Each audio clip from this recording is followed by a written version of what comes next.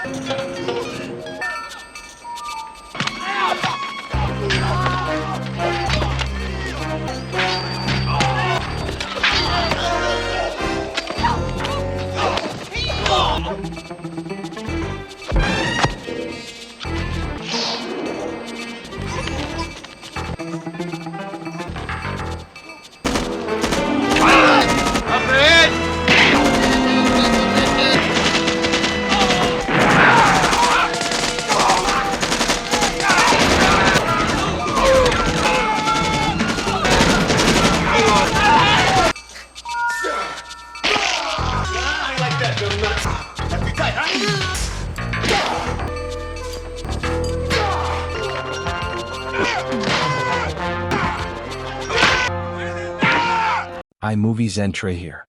Today I'm going to explain a heist action thriller. Watch out and take care. Alright folks, buckle up because I'm Alex, the guy at the center of this wild ride, and I'm gonna tell you my story straight from the trenches.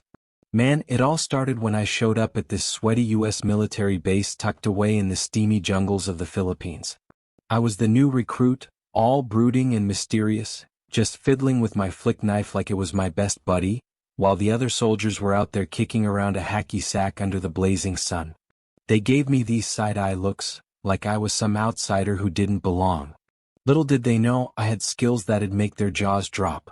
So there I was, assigned to this routine supply convoy rolling through the thick, humid jungle paths lined with towering palms and vines dangling like traps waiting to snag you.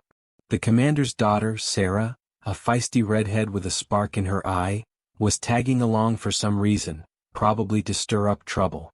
Out of nowhere, this horde of shadowy ninjas in black garb bursts from the underbrush like ghosts on steroids. They're flipping through the air, hurling throwing stars that whistle past my ear, and swinging katanas with deadly precision. The other soldiers? They drop like flies. One guy gets sliced mid-sentence, another takes a star to the chest. I spring into action, dodging a blade swipe by rolling under a truck, then countering with a spinning kick that sends one ninja crashing into a tree.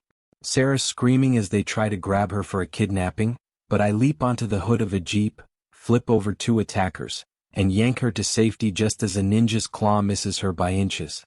The leader, this intimidating shadow lord with a red sash, locks eyes with me and realizes I'm no ordinary grunt.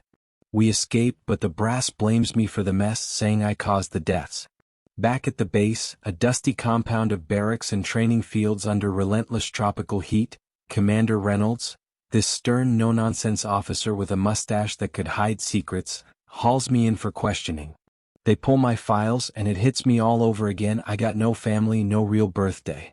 I was found half dead in the jungle years ago after some explosion, with total amnesia. Bounced around foster homes back in the States, got into scraps, nearly offed a guy once. Sarah though. She's peeking at me from across the yard, all intrigued, like I'm some puzzle she wants to solve. I feel this pull toward her, but trouble's brewing and I know I've got unfinished business. Tensions boil over in the base's open dirt training area, where the sun beats down like a hammer.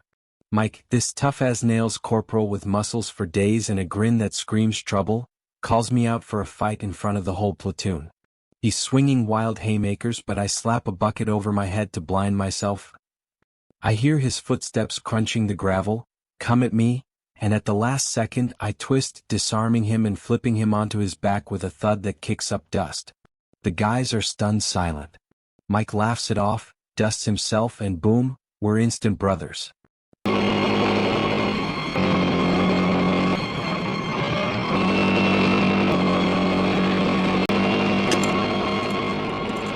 I tail some leads to this sprawling plantation estate, all manicured lawns and colonial buildings shrouded in mist, where sleazy arms dealer Victor Slade is cutting deals with the Shadow Lord.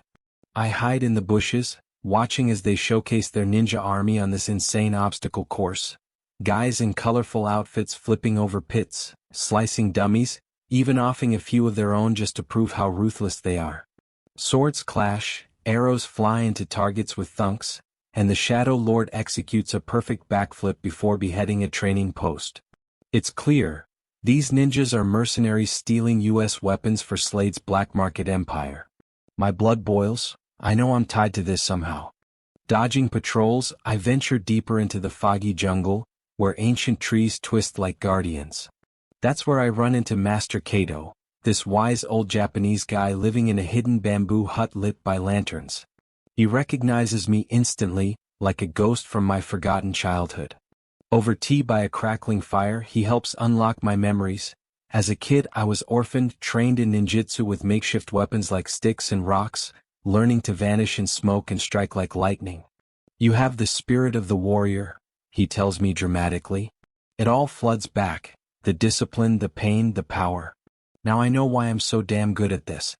Back on base, my buddy Charlie, another soldier with a rap sheet, needs me to deliver a love note to his girl off base, but I'm grounded.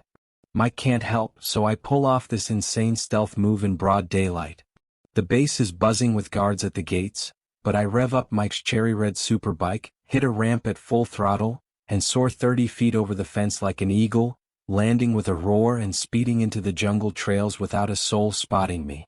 Commander Reynolds drags Mike in for a grilling in his stuffy office, maps and radios everywhere.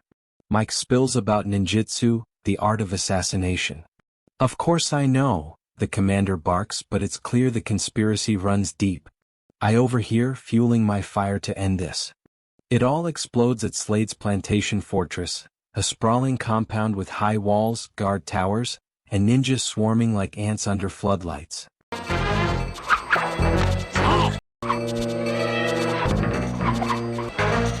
Mike and I lead a ragtag army squad in, but it's me versus the horde. Ninjas in red, blue, yellow outfits. No stealth here, just a rainbow of death. Finally, face to face with the Shadow Lord on a misty training ground. He's a whirlwind of blades, but I match him strike for strike, dodging a poison dart, then delivering a flying kick that sends him sprawling. One final sword clash and he's down. Slade tries to flee, but I corner him in his opulent office, knocking him out cold. The base is liberated, weapons secured, and Sarah rushes into my arms amid the smoke. And that was the American Ninja. Don't forget to like, comment, and subscribe for more recaps.